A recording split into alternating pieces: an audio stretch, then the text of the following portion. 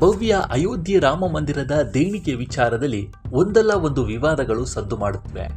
ಇದೀಗ ಮಾಜಿ IAS ಅಧಿಕಾರಿಯೊಬ್ಬರು ಮಾಡಿರುವ ಆರೋಪ ಇಡೀ ದೇಶದ ಗಮನ ಸೆಳೆದಿದೆ.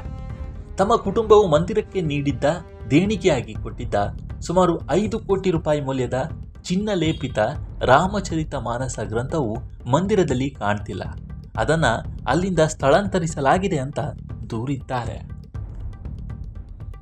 ಮಾಜಿ IAS ಅಧಿಕಾರಿ S. ಲಕ್ಷ್ಮೀನಾರಾಯಣ್ ಅವರು 2024 ಏಪ್ರಿಲ್ನಲ್ಲಿ ತಮ್ಮ ಕುಟುಂಬದ ಪರವಾಗಿ 5 ಕೋಟಿ ರೂಪಾಯಿ ಮೌಲ್ಯದ ಚಿನ್ನ ಲೇಪಿತ ರಾಮಚರಿತ ಮಾನಸವನ್ನು ಶ್ರೀರಾಮ ಜನ್ಮಭೂಮಿ ತೀರ್ಥಕ್ಷೇತ್ರ ಟ್ರಸ್ಟ್ಗೆ ಹಸ್ತಾಂತರಿಸಿದ್ರು.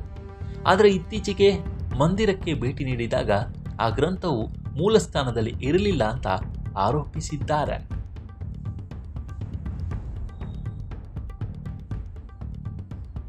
ಈ ಬಗ್ಗೆ ಟ್ರಸ್ಟ್ನ ಪ್ರಧಾನ ಕಾರ್ಯದರ್ಶಿ ಚಂಪತ್ ರಾಯ್ ಅವರನ್ನು ವಿಚಾರಿಸಿದಾಗ ಭಕ್ತರು ನೀಡುವ ಪ್ರತಿಯೊಂದು ಕಾಣಿಕೆಯನ್ನ ಮಂದಿರದಲ್ಲಿ ಪ್ರದರ್ಶಿಸಲು ಸಾಧ್ಯವಿಲ್ಲ ಎಂಬ ಉಡಾಫೆ ಉತ್ತರ ಬಂದಿದೆ ಎಂದು ಲಕ್ಷ್ಮೀನಾರಾಯಣ್ ಅಸಮಾಧಾನ ವ್ಯಕ್ತಪಡಿಸಿದ್ದಾರೆ.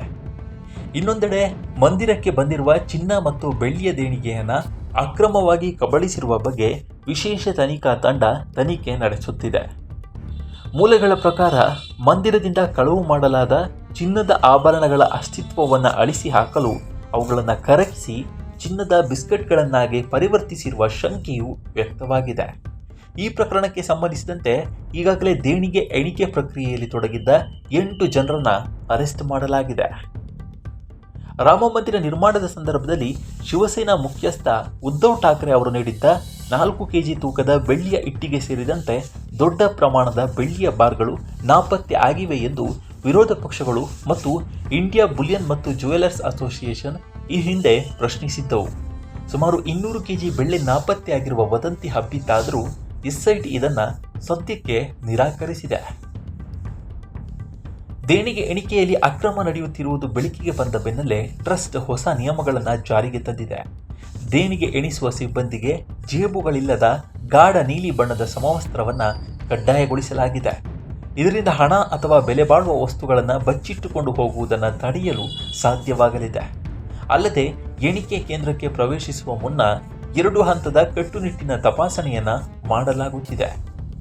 ಈ ದೇಣಿಗೆ ಅಕ್ರಮವು ಈಗ ರಾಜಕೀಯ ಆಯಾಮವನ್ನು ಪಡೆದುಕೊಂಡಿದೆ. ಕಾಂಗ್ರೆಸ್ ಪಕ್ಷವು BJP ಮತ್ತು RSS ವಿರುದ್ಧ ವಾಗ್ದಾಳಿ ನಡೆಸಿದ್ದು, ರಾಮನ ಹೆಸರಿನಲ್ಲಿ ದೇಣಿಗೆ ಸಂಗ್ರಹಿಸಿ ಅದರಲ್ಲಿಯೂ ಹಗರಣ ನಡೆಸಲಾಗ್ತಿದೆ ಅಂತ ಕಿಡಿಕಾರಿದೆ. ಈ ಹಗರಣಗಳ ಬಗ್ಗೆ ಪ್ರಧಾನಿ ನರೇಂದ್ರ ಮೋದಿ ಮತ್ತು ಗೃಹ ಸಚಿವ ಅಮಿತ್ ಶಾ ಅವರು ಮೌನ ವಹಿಸಿರುವುದು ಯಾಕೆ ಅಂತ ಕಾಂಗ್ರೆಸ್ ಪ್ರಶ್ನೆ ಮಾಡಿದೆ. ಈ ಬಗ್ಗೆ ನಿಮಗೆ ಅನಿಸುತ್ತೆ ಅನ್ನೋದನ್ನು ಕಾಮೆಂಟ್ ಮೂಲಕ ತಿಳಿಸಿ. ಮುಂದಿನ ವಿಡಿಯೋದಲ್ಲಿ ಸಿಗೋಣ. ನಮಸ್ಕಾರ.